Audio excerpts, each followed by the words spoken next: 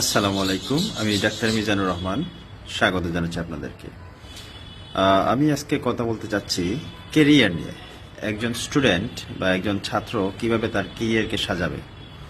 তো আমাদের দেশে দেখা যায় যে বেশিরভাগ ক্ষেত্রেই ছাত্রছাত্রীরা শুধু পড়ালেখাই করে, কিন্তু প্র্যাকটিক্যাল কোনো জ্ঞান আহরণ করে না।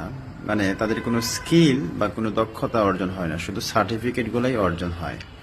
তো প্র্যাকটিক্যালি যখন তারা পড়ালেখা শেষ করে চাকরির জন্য অ্যাপ্লাই করে, তখন দেখা যায় যে তাদের কোনো প্র্যাকটিক্যাল নলেজ নাই, তাদের কোনো দক্ষতা নাই, স্কিল নাই।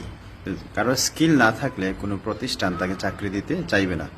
বিদেশেও একই ঘটনা ঘটে। তারা যদি বিদেশে যায়, দেখা যায় যে তার শুধু সার্টিফিকেট আছে, কিন্তু তার কোনো স্কিল বা দক্ষতা নাই, সে কোনো কাজ পারে না।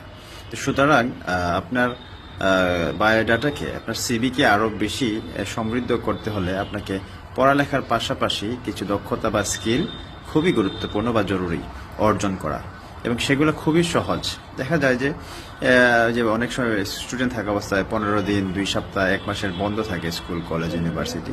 সে সময় আপনারা সেই সুযোগটা কাজে লাগিয়ে আপনারা স্কিল অর্জন করতে পারেন। যেমন কেউ কম্পিউটারের কাজ শিখতে পারে, যেমন মাইক্রোসফট ওয়ার্ডের কাজ, পাওয়ার পয়েন্ট, তারপরে আপনার যদি এক্সেলের কাজ শিখে, তাইলে সেক্ষেত্রে যে কোনো চাকরিতে তার অগ্রাধিকার সবার আগে থাকবে।